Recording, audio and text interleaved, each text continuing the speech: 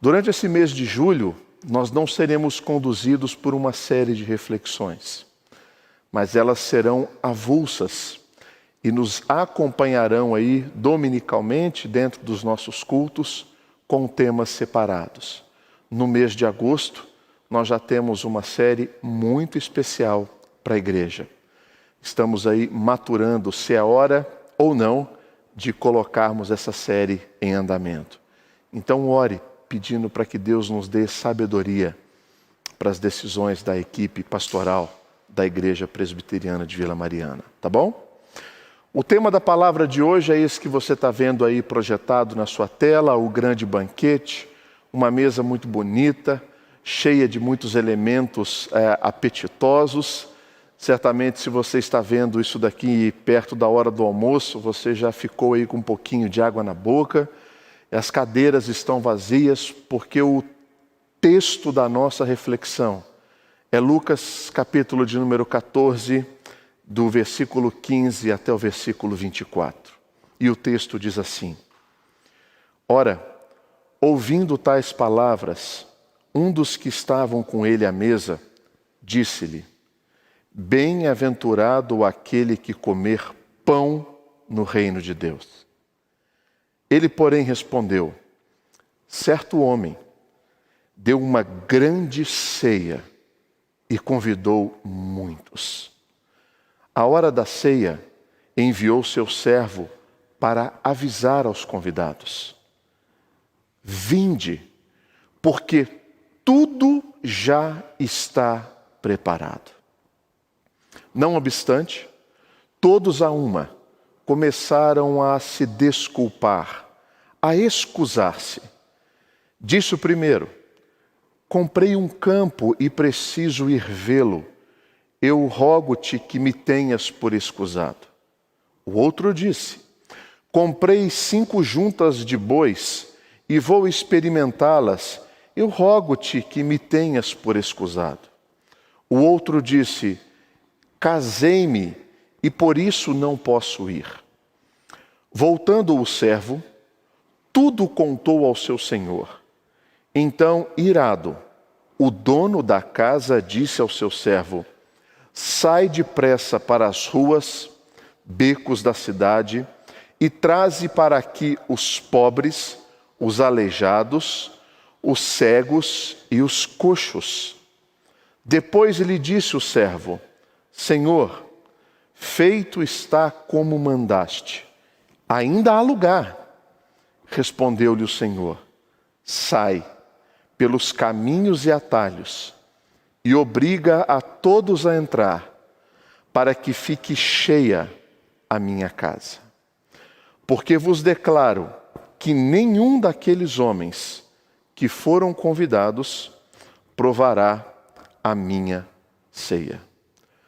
Deus, eu peço no nome de Jesus que a minha vida seja usada pelo Senhor neste momento, na explicação, exposição e aplicação da Tua palavra na vida daqueles que nos ouvem nessa manhã.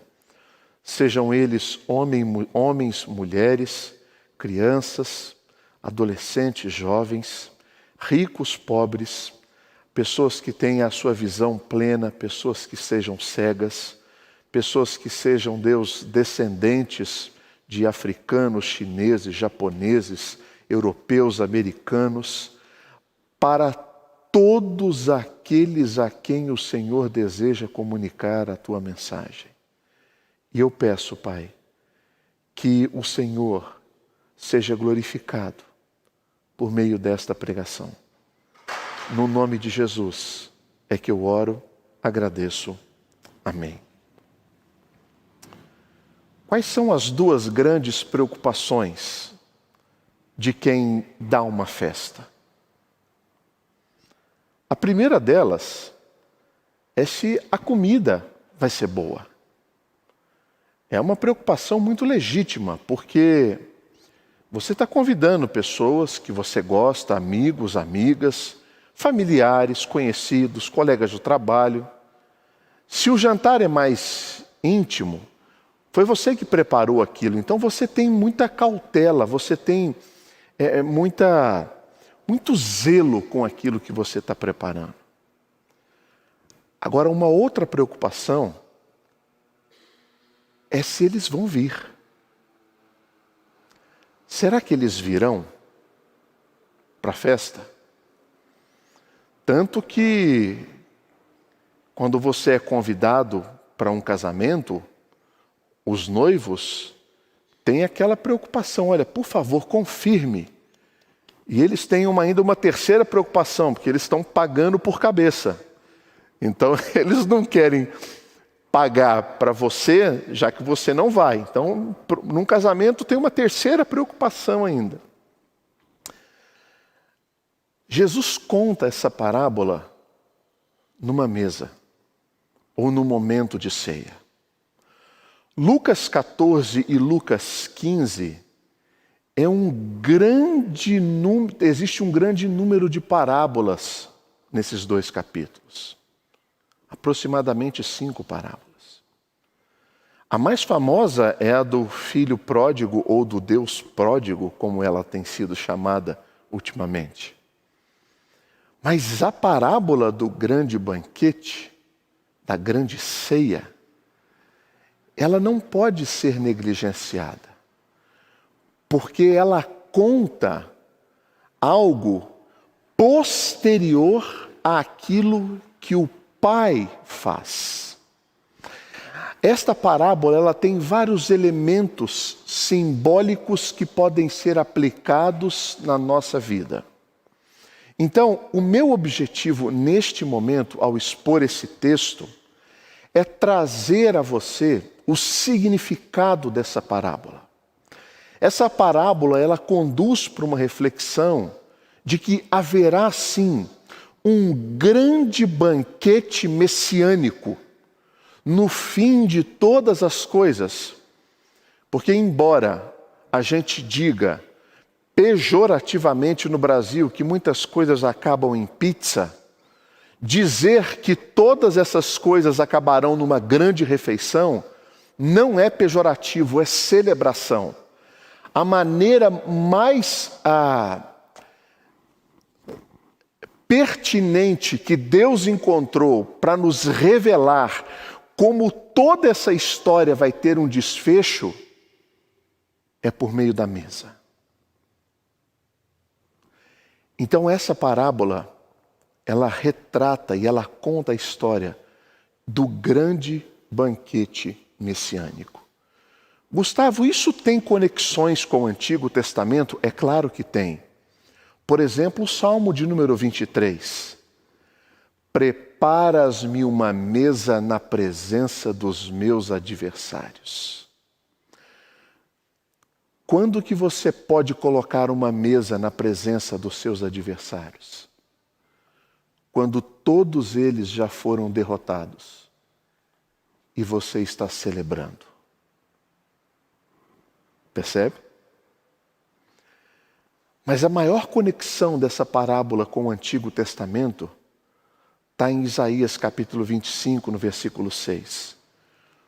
O Senhor dos Exércitos dará neste monte a todos os povos um banquete de coisas gordurosas, uma festa com vinhos velhos, pratos gordurosos com tutanos e vinhos velhos bem clarificados. E aí Isaías continua no versículo 7, 8, 9, a falar que Deus colocará um fim em todo o sofrimento, este véu ou manto de pecado que cobre toda a humanidade, ele será rompido e nós poderemos ver com os nossos olhos a justificação que Cristo nos proporcionou, a salvação que Jesus nos dá. Então, o banquete é o tema escolhido pelo Senhor para nos trazer a consciência do que Ele fez, do que Ele faz e do que Ele fará. E hoje eu quero levar você à condução nesta reflexão.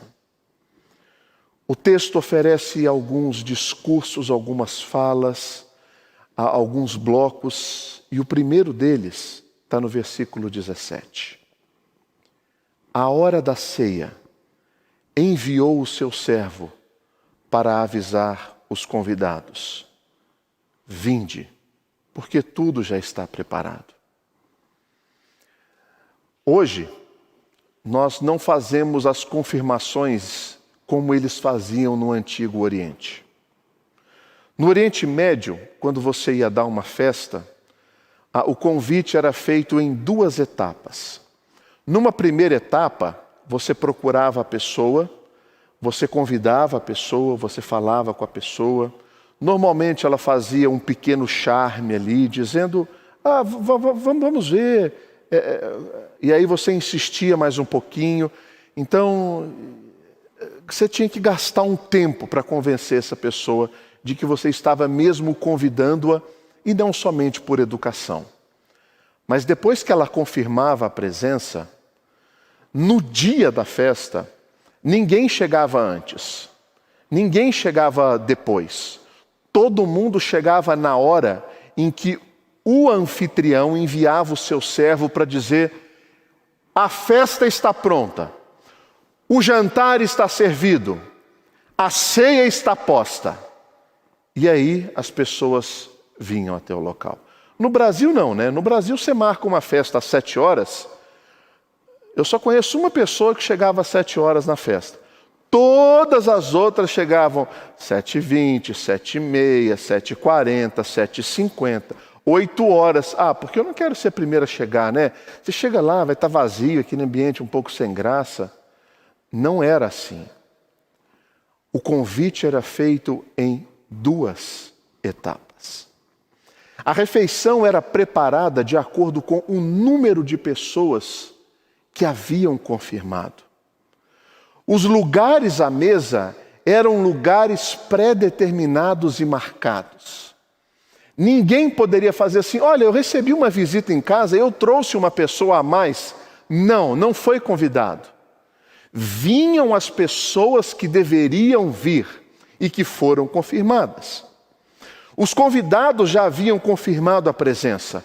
Agora era só cumprir o ritual, fazer o segundo convite e dizer: está tudo pronto. Está tudo pronto. A cozinha fez o seu papel. A decoração fez o seu papel. A arrumação fez o seu papel. A limpeza cumpriu o seu papel. Estava tudo preparado. E quando o servo sai para emitir o segundo convite, essa história tem uma reviravolta. Porque o versículo 18 diz que todos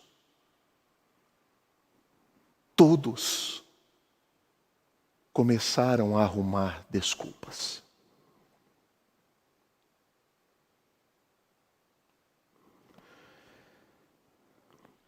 Todos a uma começaram a se excusar.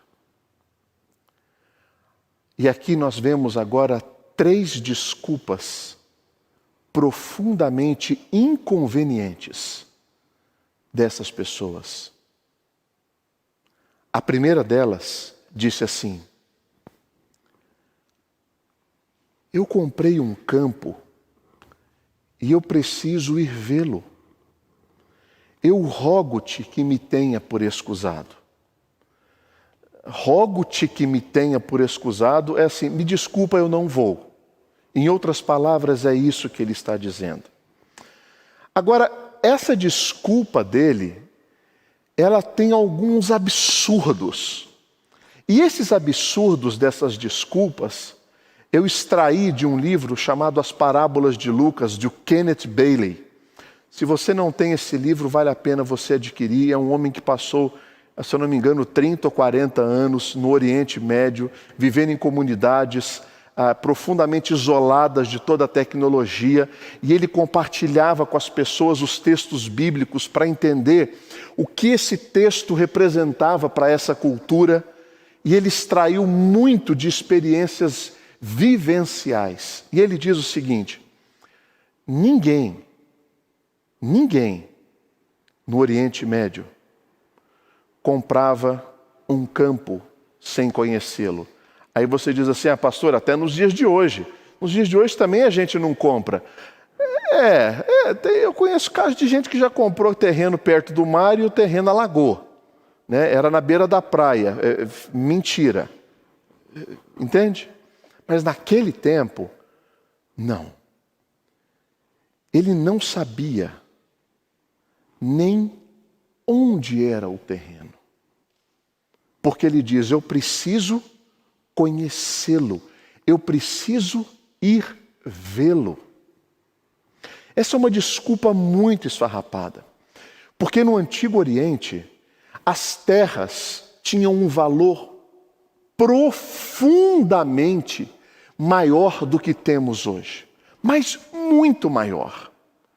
A terra era escassa, então ninguém adquiria um terreno sem saber quem eram os donos anteriores. Esse terreno tem água, não tem água? Quantas árvores tem nesse terreno? O que se plantou nesse terreno nos anos anteriores? Será que está próximo do ano do jubileu?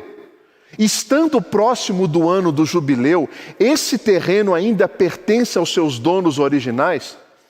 Por quê? Porque a cada 50 anos os judeus deveriam celebrar o ano do jubileu, retornando para os donos originais as terras que foram adquiridas ao longo desses 50 anos. Isso possibilitava uma boa redistribuição da renda dentro do povo judaico. Então, todas essas percepções deveriam ter sido analisadas meticulosamente antes desse homem adquirir esse terreno. E na hora da festa, esse homem diz: me desculpa, eu adquiri um terreno e eu preciso ir vê-lo. O campo era fora da cidade. Ninguém tinha iluminação não existia iluminação naquela época. Ou você vê o campo durante o dia, ou você não vê o campo. A ceia era à noite. São desculpas que não colam, que não fazem sentido. E esse homem, na maior cara de pau, ainda diz: eu espero que você me desculpe por isso.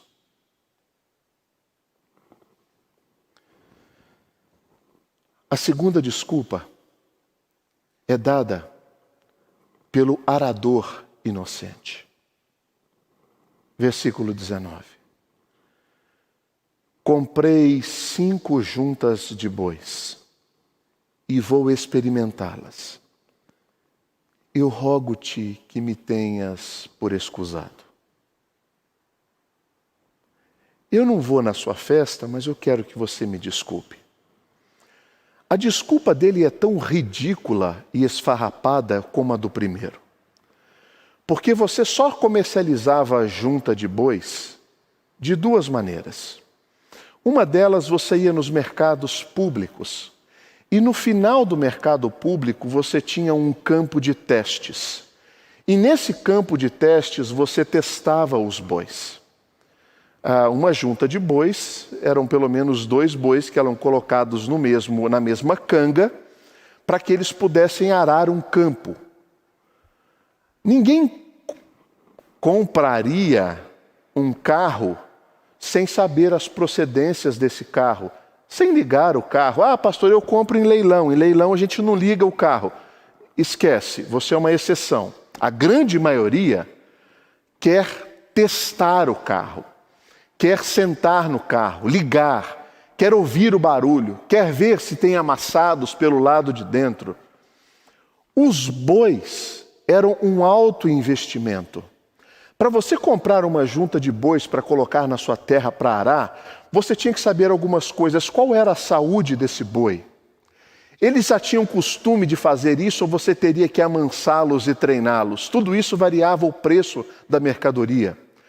Você estaria comprando um boi velho e um boi novo, Você estaria comprando um boi bravo e um boi manso, ou dois boi mansos, ou dois bois bravos, que na hora de arar você não teria controle sobre eles. E para arar uma terra, ela precisa ser em linha reta, você não pode fazer assim. Tudo isso era estabelecido no mercado, no final do mercado. Em aldeias pequenas, o dono já avisava com antecedência: olha, se você quiser comprar, eu vou arar uma terra no dia tal, então vá lá nesse dia, nesse horário, para você ver o boi andando, o boi arando a terra. E de novo, esse homem, à noite, na hora da ceia, ele diz: eu comprei não uma, mas 5 juntas de bois, e vou experimentá-las. À noite, agora. Por que não fez isso durante o dia? Por que não fez isso em outro momento? Por que não faz amanhã? Agora é a hora da festa. Agora é a hora da ceia. Não é hora para fazer outra coisa. Você deu a sua palavra. Você confirmou a sua presença. Eu não vou. Me desculpa, mas eu não vou. O terceiro é o noivo carente. O noivo carente diz assim: casei-me, por isso eu não posso ir. É até possível que ele tenha se casado naquele dia da festa. É possível isso. Mas uma coisa é certa: jamais haveria uma outra festa naquela cidade, naquele momento, naquela ceia.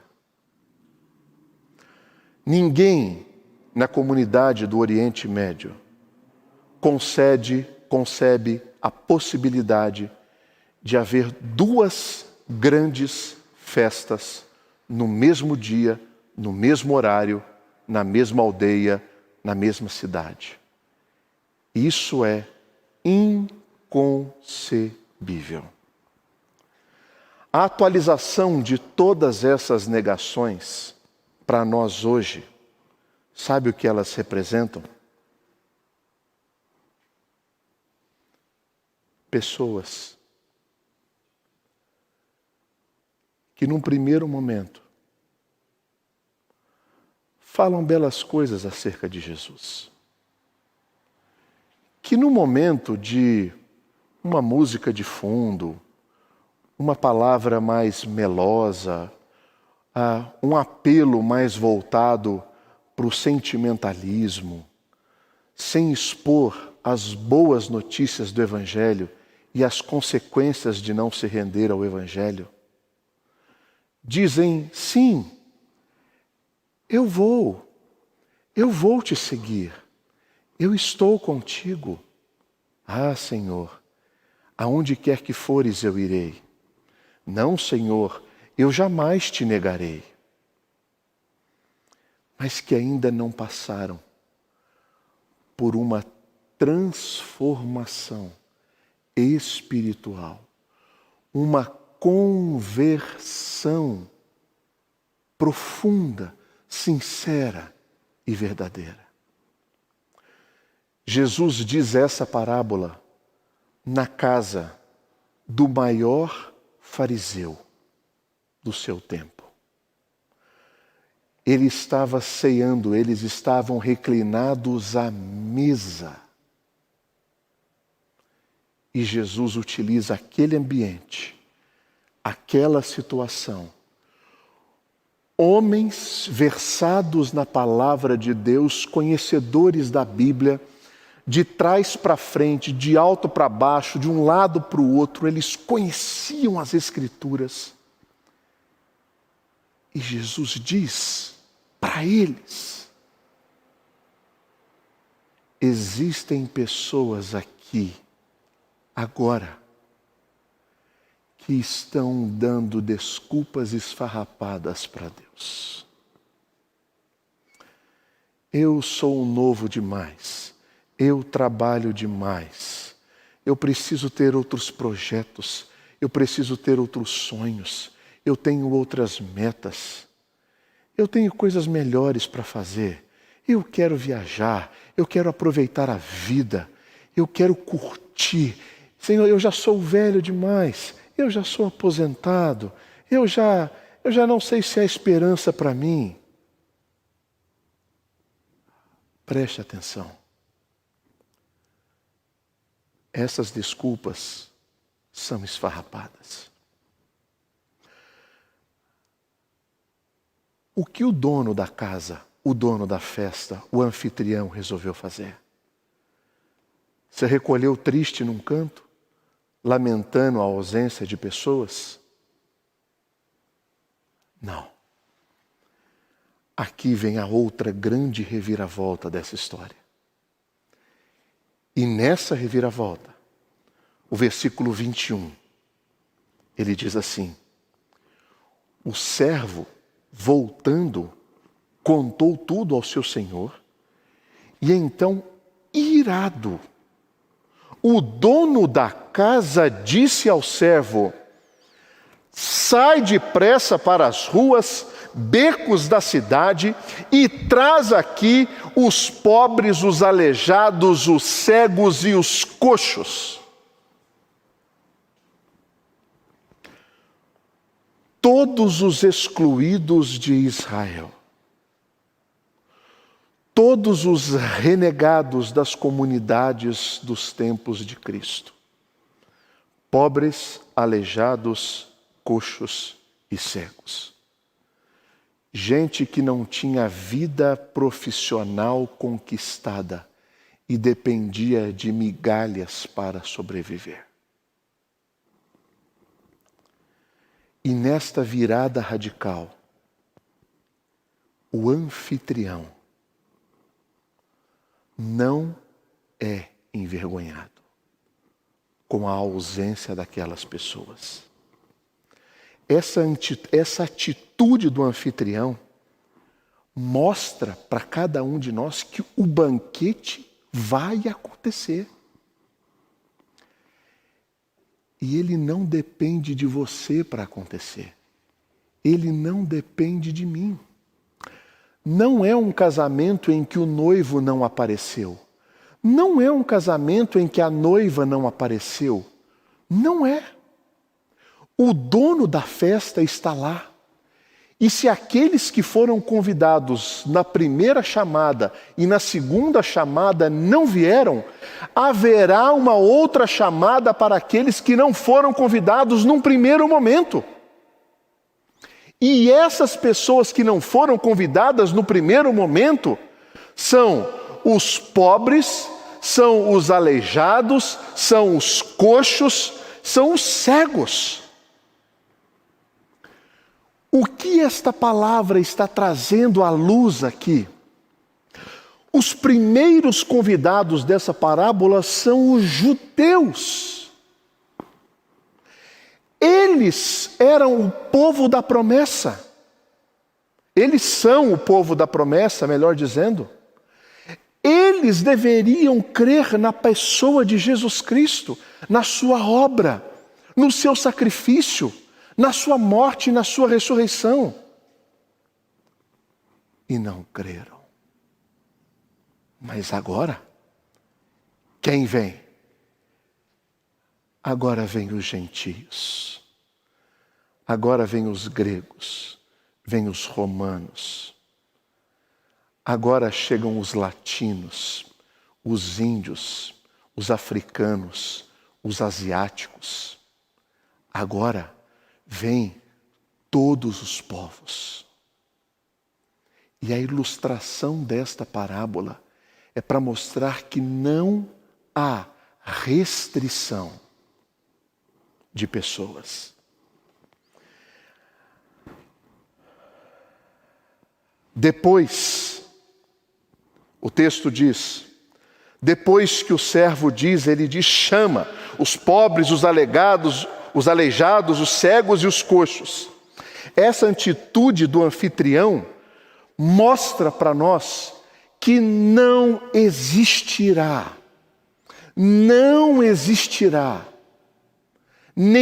tipo de restrição mais a povos para a presença neste banquete. Nenhum. E olha, vai ser um ambiente de surpresas esse banquete. Em que sentido? É muito provável que nesse banquete, quando a gente se encontrar nele, a gente diga assim: você viu o fulano de tal por aí? Não vi não.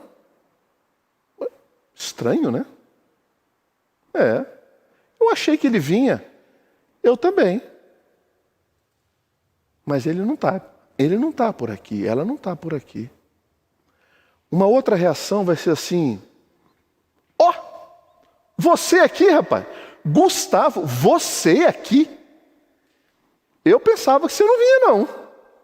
Rapaz, por um momento eu também achei que eu não viesse, não, porque eu não merecia, não. Mas não é que eu vim?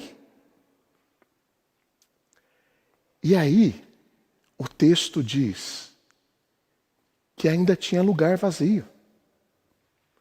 Vieram os pobres, os aleijados, os coxos e os cegos, e tinha lugar na mesa. E agora? Vai ser só a gente aqui mesmo ou vai vir mais gente? Versículo 22. Depois lhe disse o servo: Senhor, eu fui às ruas, eu fui aos becos, eu trouxe os pobres, os aleijados, os coxos e os cegos, e tem lugar. Ainda tem lugar. O Senhor respondeu: agora você sai da cidade. Você vai pelos caminhos. Você vai pelos atalhos. E você vai presta atenção nessa palavra, nessa palavra do texto bíblico. E obriga a todos a entrar, para que fique cheia a minha casa.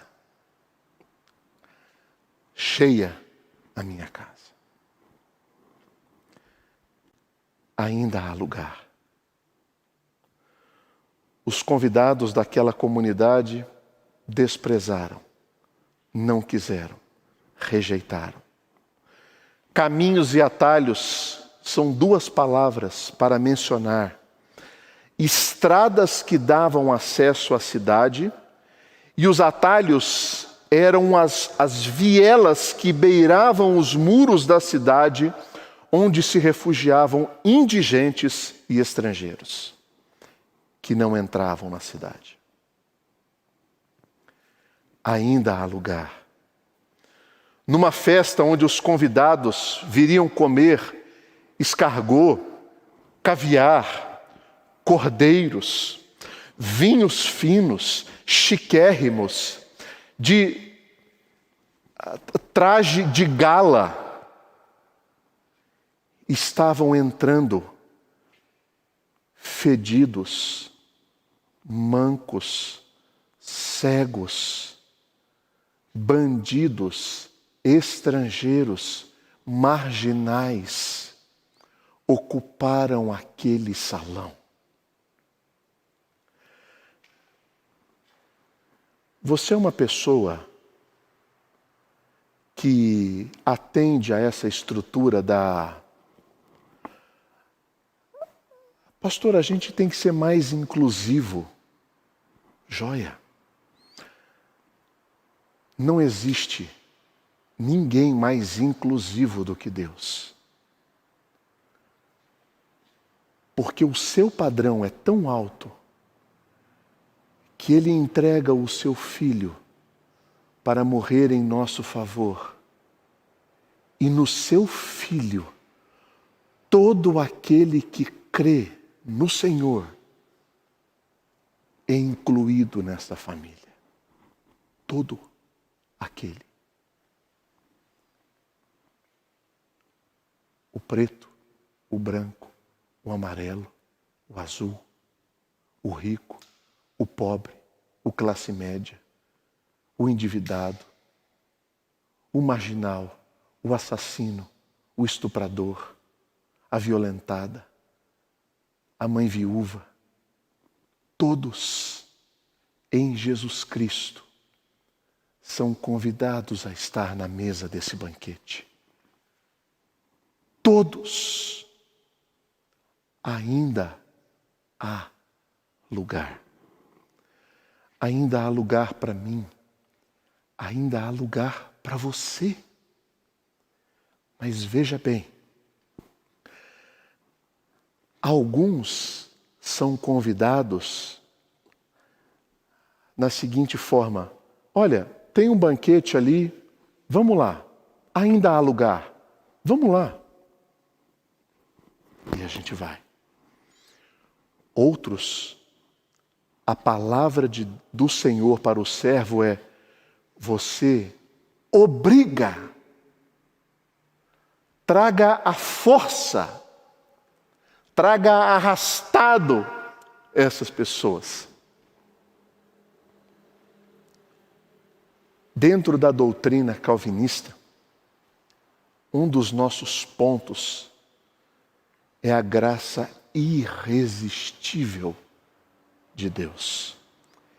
Irresistível.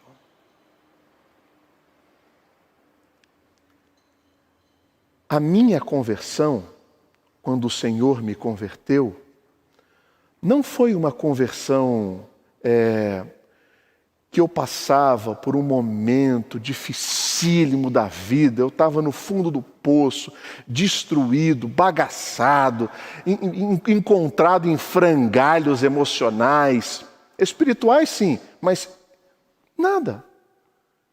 Eu tinha 17 anos de idade, vivia muito bem com a minha família, bem estruturada, bons irmãos, pais fantásticos, boa educação, lazer, tudo. E num acampamento de carnaval, ouvindo a mensagem do Evangelho, aquilo me tocou profundamente. Outros, não. Outros batem a cara em portas fechadas.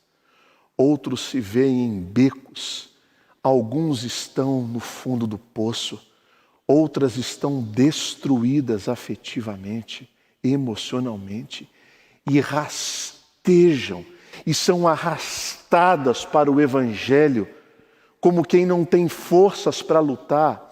E o Senhor busca e traz para perto da sua presença. Obriga. Eu nunca vou me esquecer de um final de ano que nós fizemos uma parceria com a Missão Sena. Eles nos pediram para a igreja de Vila Mariana fazer um jantar, uma ceia de Natal para as famílias das crianças que participavam da escolinha de futebol lá da Missão Sena. A igreja de Vila Mariana, sempre muito caprichosa, quis oferecer para eles, talvez, a melhor ceia que eles poderiam ter e merecessem. E preparamos toalhas bonitas, um almoço incrível, pratos bonitos, copos legais, talheres, uma equipe grande de pessoas. Foi uma equipe de jovens da temporada, foi uma equipe para a cozinha da viagem missionária, de mulheres, de homens. Jovens foram para trabalhar no evangelismo. Montamos tudo. Sabe o que aconteceu? Eles não foram. Não foi praticamente ninguém da escolinha. conversando com os missionários da Missão Sena, eles disseram assim: pastor, tem um assentamento ilegal aqui, uma ocupação ilegal? Quem sabe a gente não vai lá e não entra naquela ocupação e não convida todo mundo da ocupação para vir cear com a gente? Não deu outra. Os jovens foram mobilizados, alguns adultos foram mobilizados, caminhamos umas 4, 5 quadras até um terreno que foi completamente ocupado. Chegamos com os missionários da Missão Sena, tinha algumas pessoas de sentinela ali, porque também era um ponto delicado. Falamos para eles a situação, eles disseram assim: joia, pode chamar o pessoal. Entrou um grupo de umas 20 pessoas naquele assentamento, andando pelas vielas, esgoto a céu aberto. Pessoal, estamos servindo um jantar, um almoço incrível ali na Casa Amarela, como a Missão Sena é conhecida lá no centro. Vamos lá, tem almoço de graça, nós fizemos um almoço incrível. Vamos lá, tem comida para todo mundo, leva Tupperware, porque vai dar para você trazer também para sua casa. Tem em abundância, vamos lá. E o povo começou a sair das suas casinhas. E aí uma senhora falou assim: olha, eu não posso ir, porque meu filho é aleijado e ele mora aqui no sobrado. Não tem problema, pega a cadeira de roda aí, a gente vai descer o seu filho lá de cima. Todo mundo vai participar, vai ser um grande banquete, todo mundo vai participar. E a gente andava, as baratas iam subindo no pé, você ia bater no pé para tirar as baratas que estavam subindo em você, e o povo saindo. E quando a gente viu, aquele salão ficou cheio. Cheio de gente que não foi convidada. Mas o banquete foi servido. Ainda há lugar para você. Não fique com desculpas esfarrapadas. Não ache que amanhã vai dar tempo. Não se iluda com a falácia de que é cedo demais ou é tarde demais. Porque o texto diz: ainda há lugar. Tem lugar para você à mesa.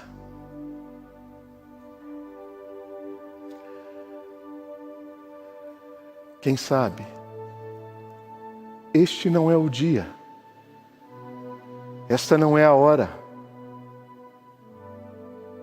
de você entender que este texto é a palavra de Jesus chegando ao seu coração,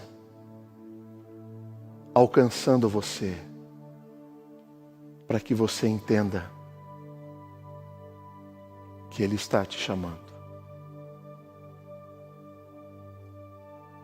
Gustavo, e se eu não quiser?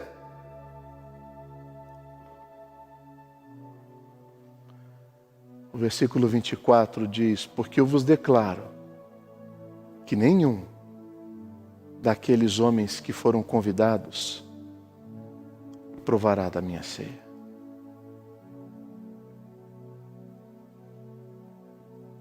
Mas hoje ainda tem lugar. Jesus faz tudo isso para que a gente participe da ceia com Ele. Ele até mesmo usa de alguns artifícios duros e não convencionais para nos chamar a essa ceia. Por que Deus faz isso? Porque Deus quer a casa cheia. Enquanto tiver lugar, virá gente. Porque chegará um dia em que não vai ter mais lugar. E aí não haverá mais lugar. Jesus é o único agente de Deus que pode nos convidar a participar desse banquete. Não tem outro. Nesse banquete não entra com convite de cambista. Nesse banquete ninguém compra lugar. Ou você é convidado, ou você é chamado, ou você é arrastado para ele. Mas ninguém entra de penetra. Não tem penetra. O convite tem prazo definido. Ainda há lugar. O Messias está te convidando para o grande banquete, o banquete da salvação. Quem sabe não é hora e momento para você se render e viver para Ele e viver por Ele.